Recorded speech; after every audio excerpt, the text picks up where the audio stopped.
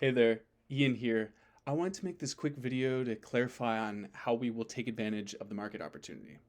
So, our ultimate goal is to revolutionize civilian space travel by replacing chemical rockets with electric rockets.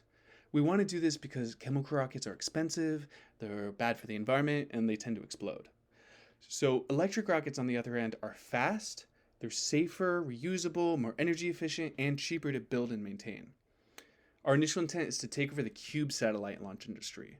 We chose this market specifically because these types of satellites are often overlooked compared to main satellite payloads. Right now, the average customer ends up paying 30 to 60 grand for launch, and they don't even get to choose their orbit because the main satellite decides. Our differentiating factor will be offering a fraction of the cost of current launches, and the customer will get to choose the exact orbit they want. Another benefit of starting out with small cube satellites is we can develop our electric launcher completely from off the shelf 3D printing technology, allowing for economical and fast production. The prototyping phase also drastically increases in time as we can go from CAD rendering to finished prototype in days instead of months from traditional manufacturing. We plan to use this same architecture for phase two with our EVA metal capacitor spacesuit.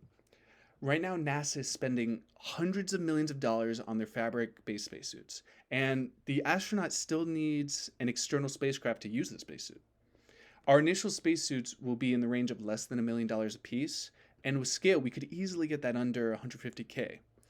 This would allow us to overtake the space tourism market as well, because the average citizen would have a personal device to take them from Earth's surface to low Earth orbit and back again.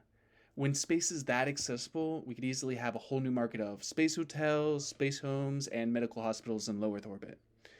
When we transitioned from horse and buggies to cars, there was a great leap in ease of access to resources, and the same will be said when we go from chemical rockets to electric rockets. We will be able to not only use our EVA spacesuit as an entry and exit vehicle to low Earth orbit, but also as an exploratory device when we want to go back to the moon or visit Mars. So, in summary, right now, chemical rockets are giant, expensive, and prone to explode. Our electric rockets will be reusable, better for the environment, and easily maintained for both space companies and tourists. Thanks for your time. If you have any further questions, feel free to text or call me at 901-482-7077. Once again, that is 901-482-7077. Thanks. Looking forward to it.